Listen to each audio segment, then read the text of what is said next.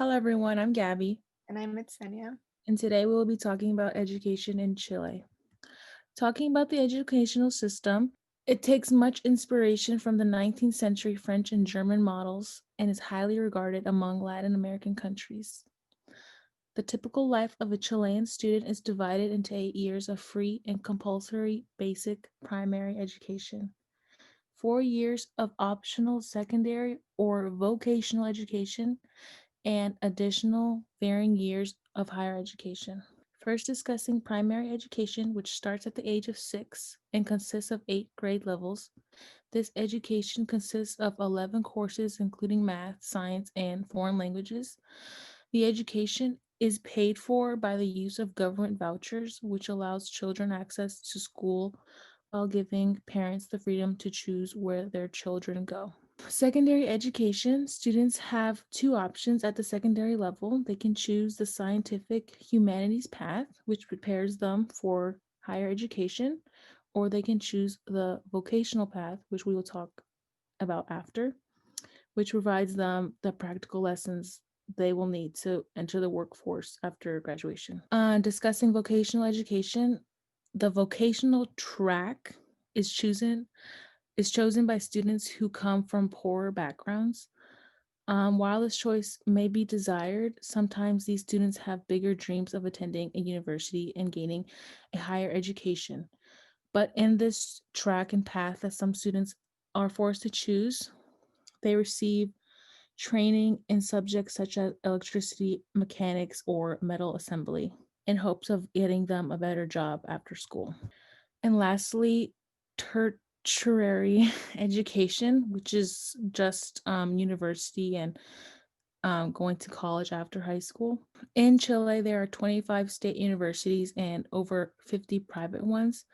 The entrance criteria kind of is similar to the one to entering a university in the United States. These include mandatory examinations in math and language, as well as other course specific ones. A student's school performance is also merged with the result to obtain a final ranking in these universities. But within these institutions, they are private, partially private, and public schools. The student life, students must undertake a minimum of 33 hours or instructions per week. Students are required to take Spanish, history, geography, a foreign language, psychology, mathematics, and natural science, art, and physical education. That is kind of similar to the courses students take in the US. The Chilean public schools are funded by certain government programs that strongly advise schools not to assign homework. There is a no homework law, which was created because many schools end as late as 5:30 in the afternoon, leaving little time to do homework after a long day of learning and extracurriculums, which extracurriculums are really important. So that's why they have like the no homework rule. And also, the Plan Apoyo Compartido is a structured instruction method for schools that have historically performed below average on Chile's national standardized tests. This program focuses on developing standardized teaching materials and planning tools for teachers to effectively help their students, and using student evaluation to inform instruction. It maximizes their potential. So now we're gonna go over testing in Chile. So one of the main standardized tests that all students are required to take while in the school system is the SIMCE, or Sistema de Medición de la Calidad de la Educación test, also translated as System of Measuring the Quality of Education. This is a national student achievement testing system. The SIMCE measures national curricular objectives as established by the Ministry of Education for the following four subject areas. So those would be mathematics, language, which for them is Spanish, social sciences, and natural sciences. They start taking it in the second grade and every 2 years moving forward from there until they graduate. their secondary school. For policymakers, the SIMCE provides a general picture of student achievement in the country, identifies the most underachieving schools for special assistance programs, evaluates the effectiveness of such programs, and serves as a basis for rewarding high achieving schools with more funding. Um, and it constitutes an important reference in the region because of its high technical quality, sound legal foundation, stable financial backing, the census application, and public dissemination of results. Um, in comparison to other Latin American and Caribbean countries, standardized educational testing systems, um, this one has been continuous in compared to the ones in the other countries that have suffered important discontinuities, which is why it is said that Chile has the best ranking and educational system in all of Latin America. Laws also specifies that the SIMCE results must be published in each region and each school in national or regional newspapers, and additionally be displayed in the schools as well. School achieve there before the SIMCE was established. They had the School Achievement Evaluation Program, or PER, Programa de Evaluación del Rendimiento Escolar, which was established a few years before this test. And because of its partial success, they developed this testing system. And it has carried out census-based assessments since 1988. And again, like I said before, publishes the results at the national and school levels. There's also international tests, which are very popular amongst the Chilean students who want to study abroad. The And they're used for college admissions.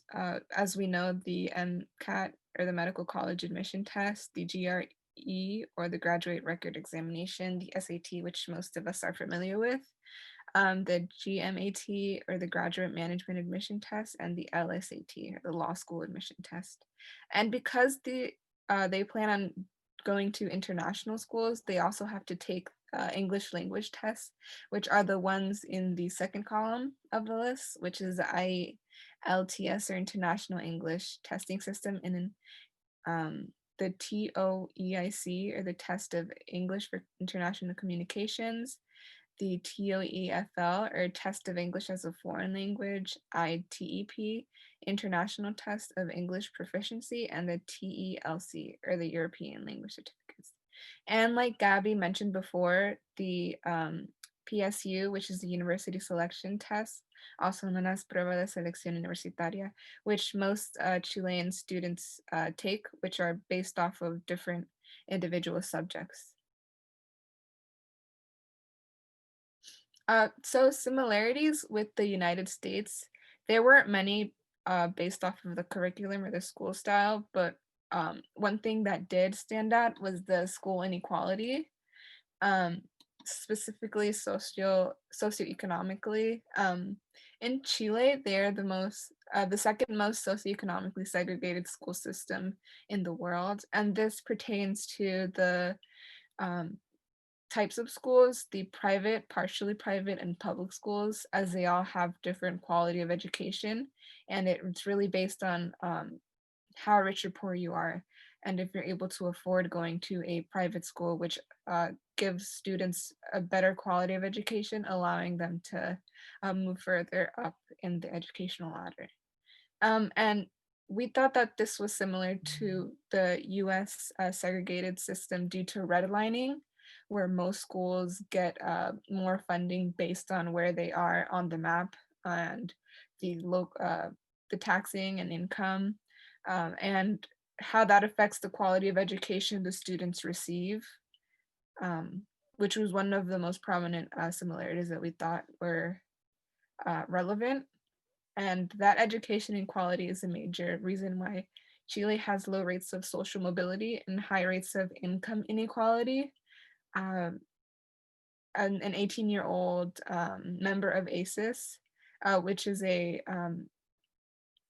organization in Chile which fights for educational equality said that someone could afford a good high school education and they will get into university and then get a good job. But someone who goes to a poor school won't be well prepared, so they won't get in and they'll end up a spare part of the workforce in our country, which is something very similar to the situation here in the United States, where if students go to low income schools, they're less likely to get into a university to get a new job because as soon as they graduate, if graduate, they'll go right into the workforce because of the lack of resources they have.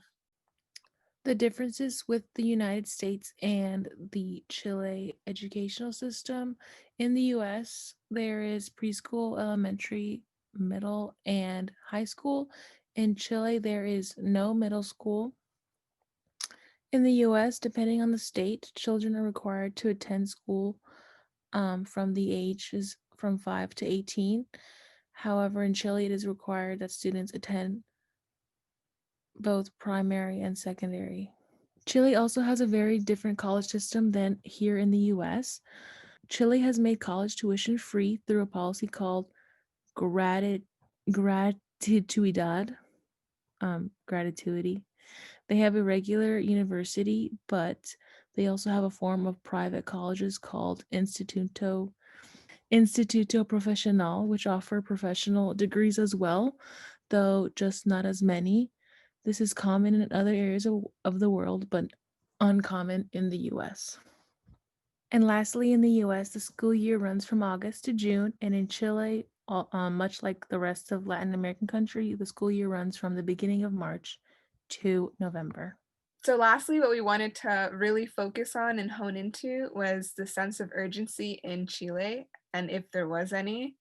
And from the research that we did and what we learned from their educational system, we thought that there wasn't as much of a sense of urgency as there is here in the United States. They have less tests and deadlines, and the only standardized test that the students are required to take is the SIMCE, which is they take every 2 years, starting second grade, in comparison to here in the United States, where most of us could remember taking our first standardized test in first grade. And depending on the county or state you live in, they were usually done every quarter, semester, or every year. So this gave a sense of urgency to the teachers to meet these deadlines, to teach fast enough to meet these deadlines. That does not exist in Chile. And most tests and deadlines are created by the teacher, um, and they are informal assessments, which is teacher made. And like Gabby mentioned before, many schools end as late as 5:30 p.m., leaving little time to do homework after a long day. And like she mentioned, homework is illegal in Chile. But as we know here in the United States, sometimes if the teacher isn't able to finish a lesson or we don't finish classwork, the teachers ask us to take it home and finish and bring it back the next day to get it done instead of waiting the next day because of, again, this sense of urgency that we have here in the United States. They also follow a block schedule. So each class is longer, but they also don't have the same classes every day, giving them, well, so they take them in a span of like the day and the weeks, in comparison to here in the United States, where we have a really set schedule. At least for us, our schools had the AB scheduling, but the classes were didn't offer as much time, which also again caused the teachers to rush through the topics that we were learning. And in an article following the life of a high school student attending an exchange program in Chile, she said that in the United States, she typically studied 2 to 3 hours for a test. But there she found that if she pays attention in class, she'd have to study. She didn't have to study at all. In comparison to here, where teachers say, if you take this class, let's say the class is an hour, then we have to dedicate about 3 hours of our day studying the content to make sure we hone in and know all the content. While over there, because they go over each subject thoroughly, most students find that they don't have to study outside of school because they have so much time to focus during their class time. So that's why we concluded that in Chile, there wasn't that much of a sense of urgency as there is here in the United States. And we wanted to finish off our presentation with something for you to think about and ask yourselves, what benefits could the Chilean teaching style bring to students in the United States? And these are our sources.